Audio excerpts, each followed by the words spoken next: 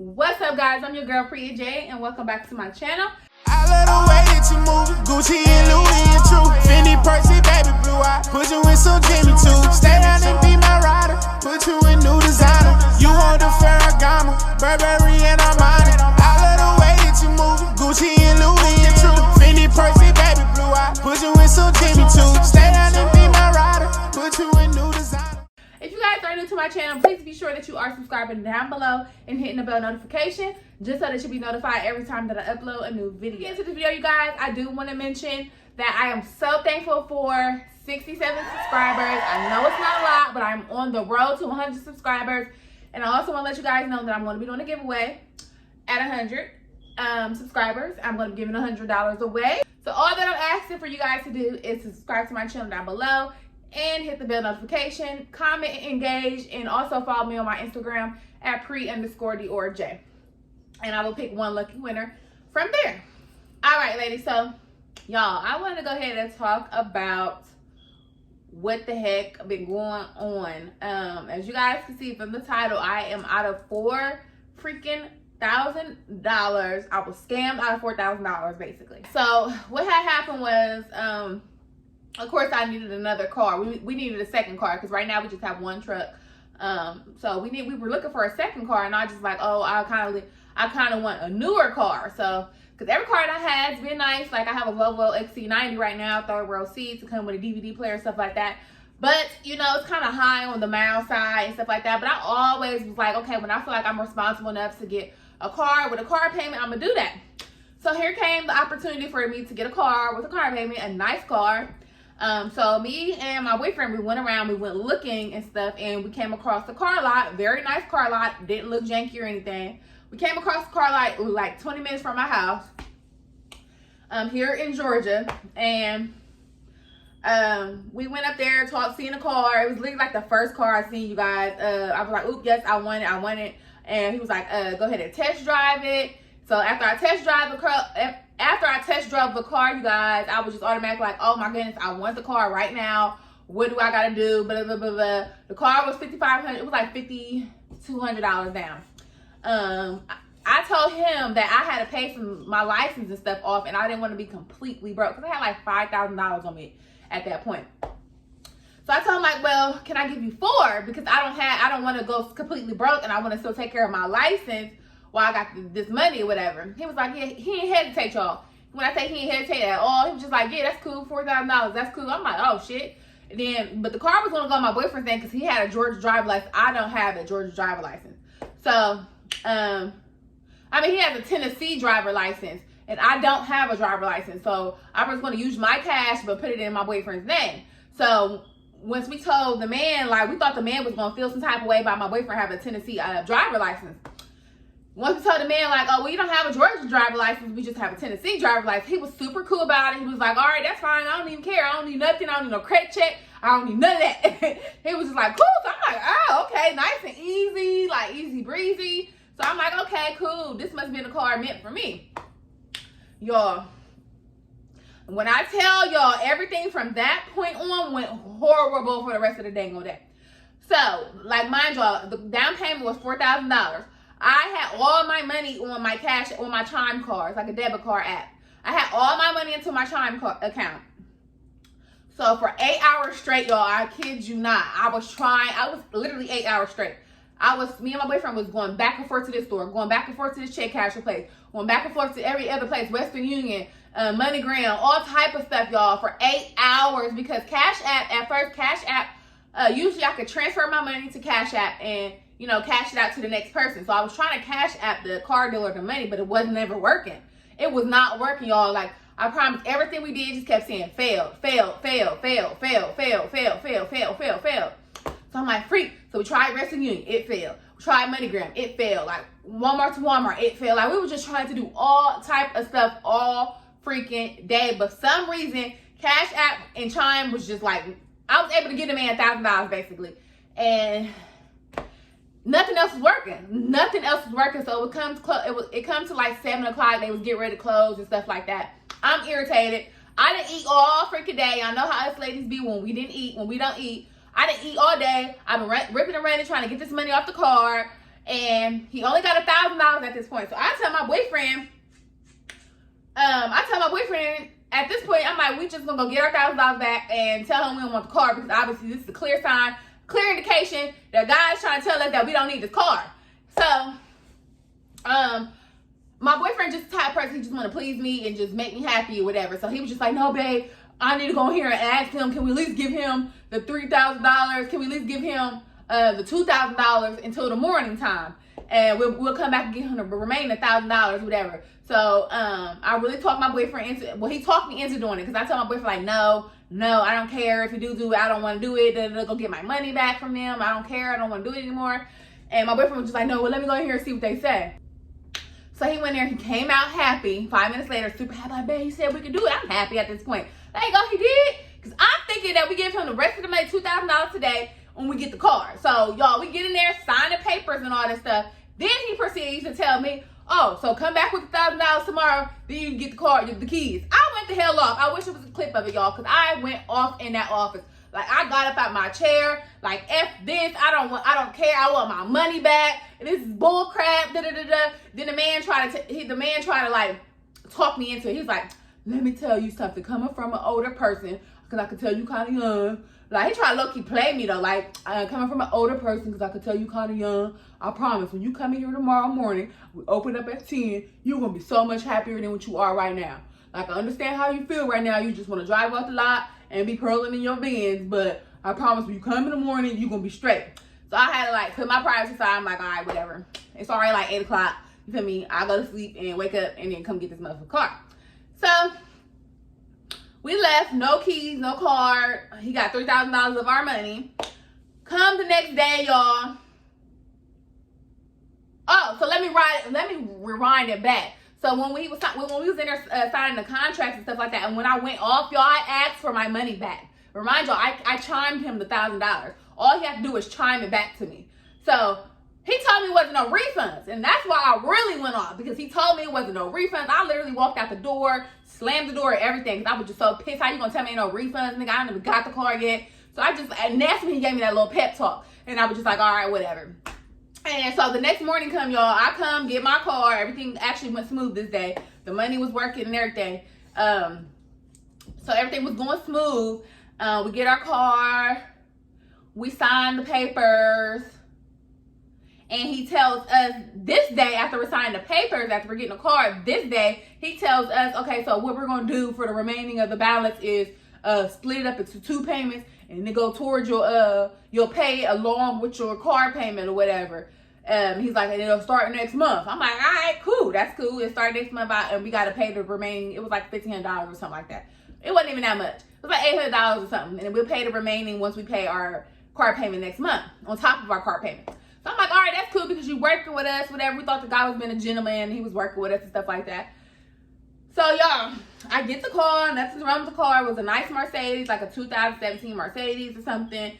And the car was pretty nice and stuff like that. So, of course, I wanted to go drive. And literally, I really wanted to get the car because I wanted to get on the road and go see my family and drop my daughter. Really, just go drop my daughter off to her dad in Ohio. So, once I got the car, 2 days later, I literally drove to Ohio. My boyfriend stayed here in Georgia.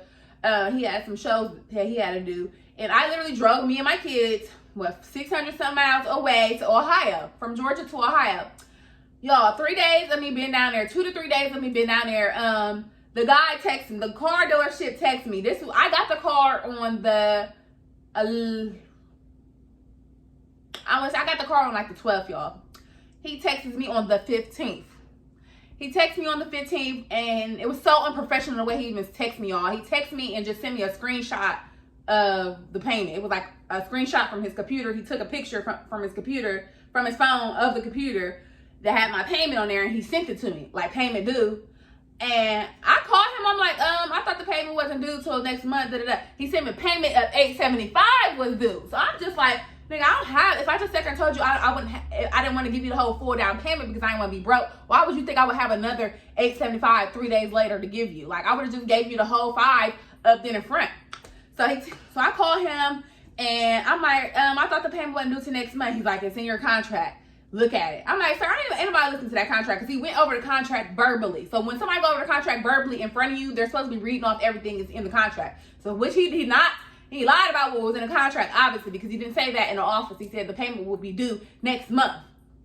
So I hung up with him, had my boyfriend call, because remember, the car is in my boyfriend's name. Had my boyfriend call. He basically told my boyfriend the same thing, read the contract. And so he was basically making it seem like we were lying, that we were lying about the part that we didn't think the payment was due till next month. He told me, just be honest, like we were just lying, like we didn't have the money, but we was just lying. Like, I don't know what he thought, but so long story short, y'all, my boyfriend called him and told him I wouldn't be back to that Saturday, but my boyfriend knew I was not coming back to that Monday. So I had to call the man Saturday morning and told him, like, I don't know why my boyfriend told you I was coming back Saturday, I'm not coming back till Monday.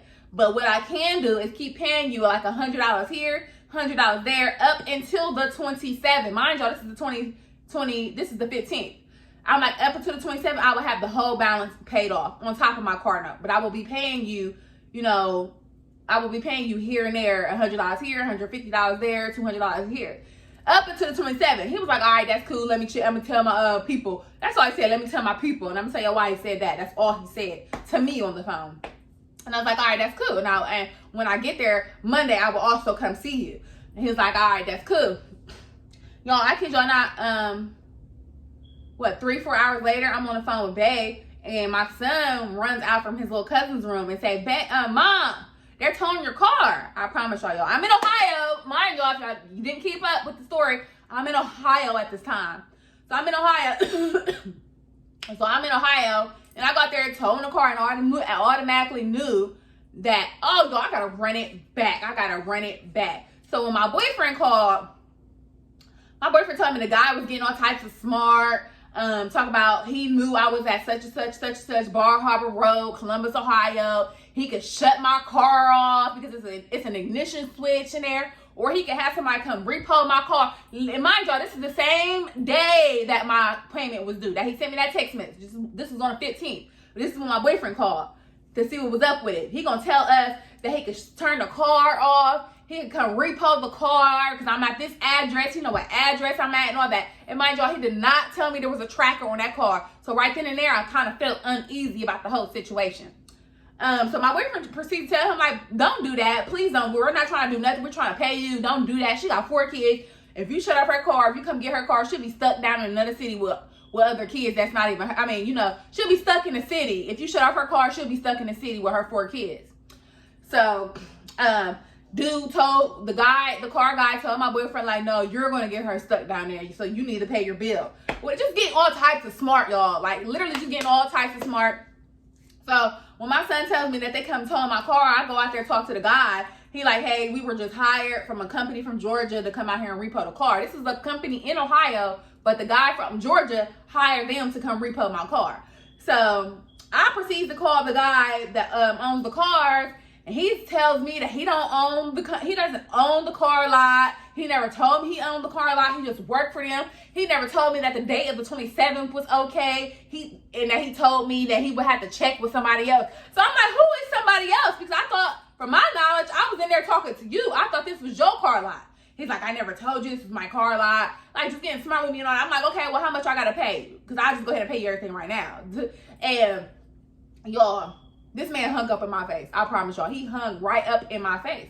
And I'm right in front of the tow truck guy. Because I'm trying to pay him. I'm trying to pay for my car not to get taken. And then I tell my boyfriend, because I keep calling. And obviously the man blocked me from calling. So I tells my boyfriend to call, whatever. My boyfriend got through like one time, and he said that the guy just kept getting smart and kept hanging up the phone. And then the guy eventually blocked my boyfriend's number. I promise y'all this. He eventually blocked my boyfriend's number. And then I was able to get through to him again, eventually, like an hour later. And I just wanted to know, because my car was gone at this point, y'all. Excuse me. So I couldn't do nothing about it. I couldn't pay the guy, but the guy was so nice enough to let me get my stuff out of the car, and he actually gave me the card to where the car is going to actually be at, which was like 30 minutes away from Columbus, Ohio. So the guy was nice. It wasn't his fault. I didn't take it out on him, whatever. He told me, like, this kind of sounds like a scam. He was even telling me that, like, this sounds like a scam to me. Like, sounds like you got scammed out your money. So I was eventually able to get a hold of the car dealer guy again within like the next hour. And I was just trying to ask, like, how much do I pay? How do I pay it? Where do I go pay it? And he just kept telling me on the phone, like, you'll get a letter in the mail. You'll get a letter in the mail. I'm like, sir, I'm not even in Tennessee. I'm not even in Georgia. I'm in Ohio. So I'm like, can you just not tell me the amount and how to pay it right now? I don't have time to, like, go check the mail all the way in Georgia and stuff like that. He just kept saying, you'll get a letter in the mail. You'll get a letter in the mail. So I'm just like, all right, fuck it. He was like, and also want to let you know, because the car isn't in your name, that you're not allowed to contact me anymore. I just politely hung up, like, all right. So my boyfriend at this time, y'all, my boyfriend was at the car dealership with the police. But the car dealership man wasn't there yet. So my boyfriend was going to lie for like a whole 30 minutes with the police at the car lot. And the first thing the police said we did wrong, the guy did wrong, and we should have called the police then there, was not give us our refund back when I asked for it. Because if we didn't have the keys in our possession at that time, we were still liable to get a refund. So he said we should have called the police right then and there. Then the guy pulls up, when the police stuff and my boyfriend was there, the guy pulls up and hands my boyfriend a letter. Told him, shushed him out. He said he shushed him out his face like that, like, I don't want to talk to you, and just handed him a letter. The police actually opened up the letter, read the letter, handed it to my boyfriend, looked at the car dealership man, and told him he was a dead wrong man for that. Like, you're dead wrong for that. You leave this woman and her children stranded in a different state.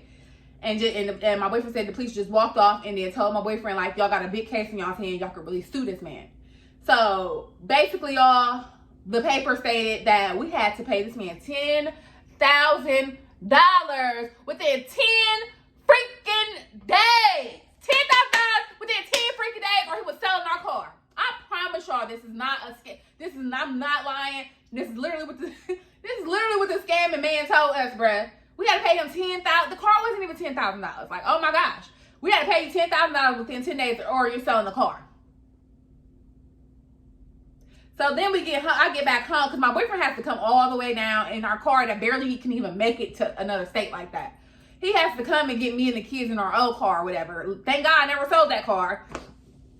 But he comes all the way to Ohio to pick us up. Once we get back, we get another letter in the mail stating that whatever the guy don't sell the car for, we got to pay the difference.